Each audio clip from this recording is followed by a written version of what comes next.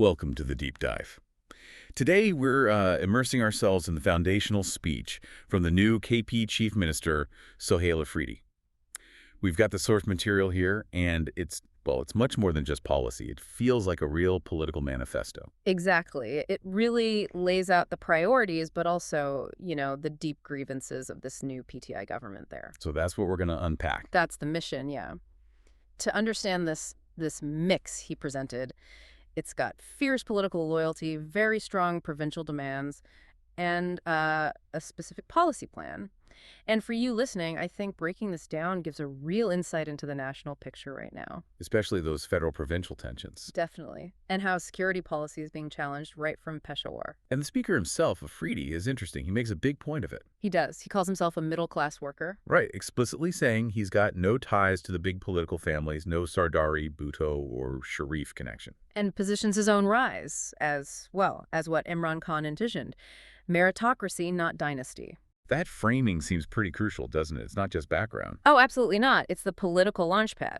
By saying, I'm a worker, I earn this, he's tapping right into that core PTI anti-elite feeling. It suggests, his government is a real break from the past. Okay, so let's unpack that opening bit about identity. Because it felt very strategic. He didn't start with, say, budgets or roads. No, he declared his loyalties first. Pakistani first, then Pashtun. And very proudly, Kabaili tribal. Mm-hmm. And that tribal identity piece, he connected it straight to history. He talked about 78 years of neglect, marginalization of the tribal areas. It was quite blunt, wasn't it? The idea that the mindset was tribal people were just, quote, always only meant to die. Exactly. Kept out of the mainstream, used for conflict. That was the claim. So there's this huge emotional undercurrent there, a narrative of historical injustice. Precisely. And then he immediately credits Imran Khan, says IK was the one who recognized these deprivations. So linking his own story, the middle-class tribal guy rising up, directly to IK's intervention? Yes. Framing the PTI leadership in KP as almost redemptive, not just political. And underpinning all of that context, both historical and personal, is just this raw devotion to Imran Khan. It was striking. The commitment was absolute, that quote. I will die in the love of Imran Khan. I mean, that's intense. It really is, and it frames everything else, doesn't it? The whole government mandate seems tied to the will of the imprisoned leader.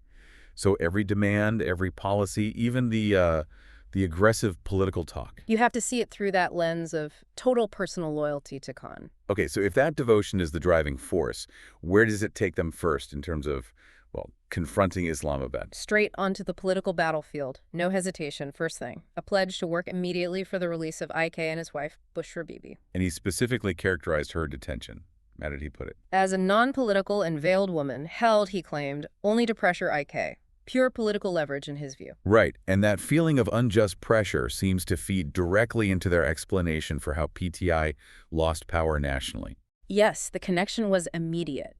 He flatly stated a London plan was behind the regime change operation. Just to clarify for listeners, when they use that phrase, regime change operation, they're talking about the 2022 vote of no confidence that removed Imran Khan as prime minister. Got it. And Afridi claimed this same plan aimed to wipe out PTI in KP2. That was the assertion, yes. To eliminate their presence there entirely. That's already a very confrontational reading of recent history. Yeah. But the peak of that confrontation, for me, was the warning about IK's custody. Oh, absolutely. That was stark. He said if IK is moved from Adiala jail without consulting family or the party, then what? He threatened to, quote, jam the whole Pakistan. Jam the whole Pakistan. That's extraordinary language from a chief minister. What does that even imply, realistically? It implies mass mobilization, public disruption on a national scale, basically telling the establishment they're ready to escalate way beyond politics if they feel their leader is threatened. It's a serious threat. And sticking with challenging the federal government's legitimacy, he brought up the February 8th elections.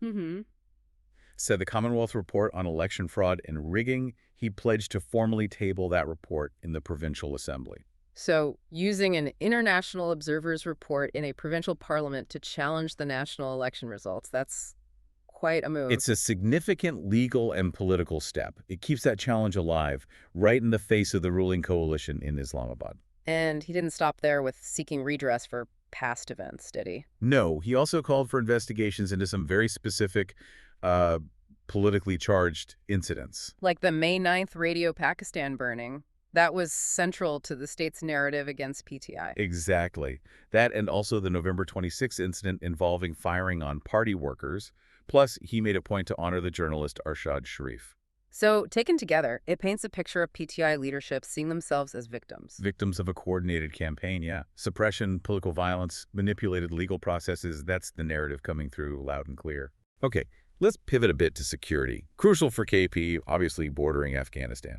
And here, he seemed to just reject the status quo entirely. Completely. He was really uncompromising on this. Argued military operations just aren't the answer. He cited numbers, didn't he? Yeah, something like 20-plus military operations, 14,000 intelligence operations.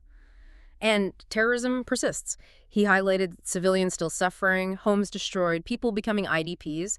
His point was, these top-down, centralized methods haven't worked for KP. So what's the alternative he's proposing? Because shifting security away from the military establishment towards what, local elders?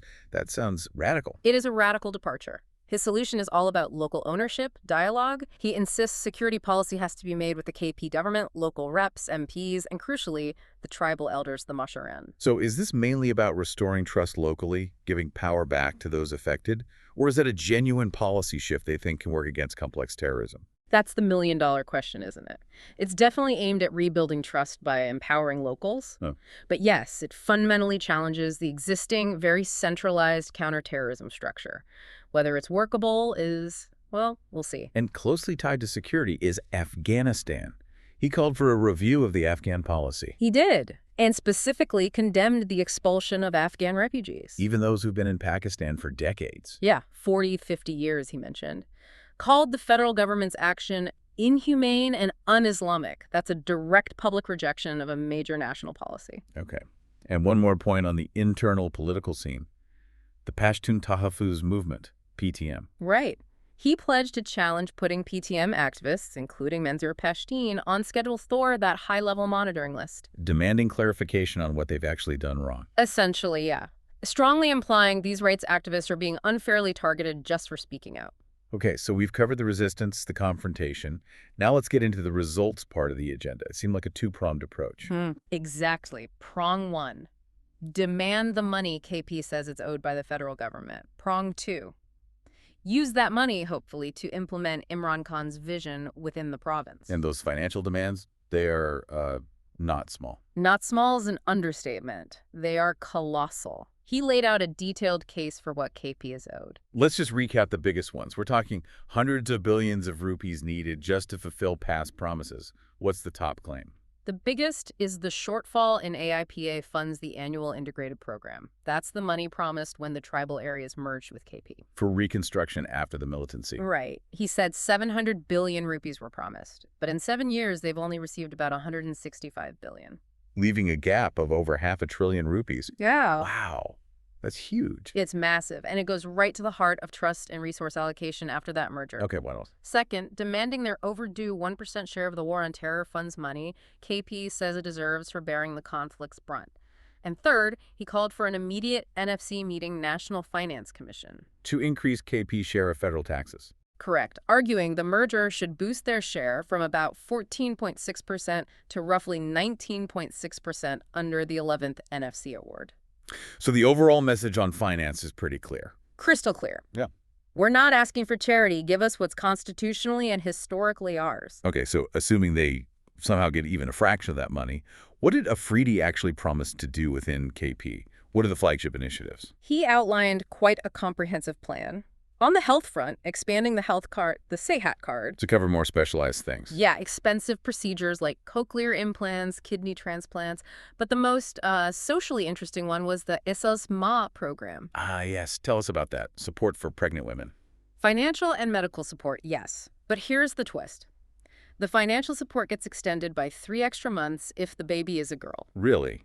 That's explicit. It's very explicit social engineering, using financial incentives to try and counter that societal preference for boys, promote the value of girls. That's quite a statement, especially in a generally conservative area. What about bricks and mortar, economy? Energy-wise, solar power for 100,000 households, plus setting up 50-megawatt mini-grids in the tribal districts, and pushing ahead with big infrastructure, the Lift Canal project to irrigate huge tracts of land, the Di-Khan-Peshawar motorway, And the economy. Anything specific? reviving border markets with Afghanistan, recognizing how vital that cross-border trade is historically for the region. Also a mention an SS Jungle program for forestry. Okay. And finally, internal law and order, dealing with the day-to-day security challenges. He announced more investment in the police, better capacity building, better weapons, the idea being the provincial police need to be properly equipped to handle local security themselves. Right. So let's try and pull this all together. This speech by CM Afridi it was. Well, it was a powerful mix, wasn't it? Definitely potent, asserting Pashtun and tribal dignity, making these enormous financial demands on Islamabad. And laying out this ambitious social and development plan. But all of it anchored in this defiant loyalty to Imran Khan. And if you look at the bigger picture, I think this signals a real shift. KP under PTI isn't just asking for its rights anymore. It's actively challenging the federal government's authority on money, on security, on political legitimacy itself. It feels like a province saying, we have the popular mandate, and we're going to try and dictate terms nationally. That's exactly the vibe. It sets up a potentially dramatic confrontation. Yeah, and he made that promise to his people, didn't he? About leading from the front, warning them not to confuse his mistakes with deceit, a promise of transparency. So the big question for you, the listener, is how does that play out? How does this promise of responsiveness at home square with such an aggressive stance towards the center? And critically, what happens if Islamabad doesn't or can't meet those huge financial demands, those hundreds of billions Afridi says are owed? That feels like the immediate storm cloud on the horizon to watch.